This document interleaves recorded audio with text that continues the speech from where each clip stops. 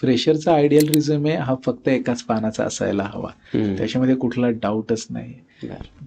खूप जास्त निबंध लिहिला म्हणजे माझा रिझ्युमे खूप भारी झाला, ही कन्सेप्ट खूप वर्षांपूर्वीच संपली. हम्म. त्याच्यामध्ये काय काय गोष्टी असायला हवेत त्याच्यापेक्षा नसायला हवेत ते मी सांगेल, म्हणजे या चुका Okay. विद्यार्थ्यांनी हम्म, अवॉइड हम्म, केल्या पाहिजेत.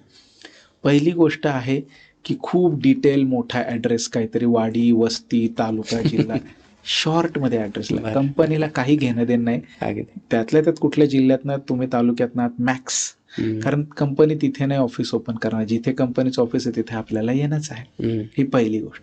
दुसरी गोष्ट, रिझ्युमेवरती फोटो जर असेल तर तो प्रोफेशनल ब्लेझर मधला फोटो, अगदीच ब्लेझर नसेल तर तुमच्या कॉलेजचा युनिफॉर्म असतो त्याचा एखादा छोटा फोटो आपला पासपोर्ट साईजचा असला असायला तर पाहिजे. चालेल. तिसरी गोष्ट, आजकाल 3-4 मोबाईल नंबर असतात प्रत्येक स्टुडंटकडे, व्हॉट्सअपचा वेगळा, बाकीचा वेगळा असेल. सो ज्या मोबाईलला तुमच्या रेंज आहे तुमच्या गावाकडं तो नंबर प्रायमरी ठेवा.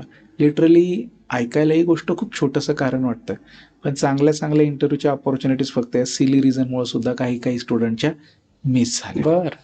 त्यानंतर इंटरव्ह्यूमध्ये फोकस हा फक्त तुमच्या मेजरली टेक्निकल स्किलवरती ठेवायचा आहे, हम्म. ते पण बुलेट पॉईंट वाईज. हम्म.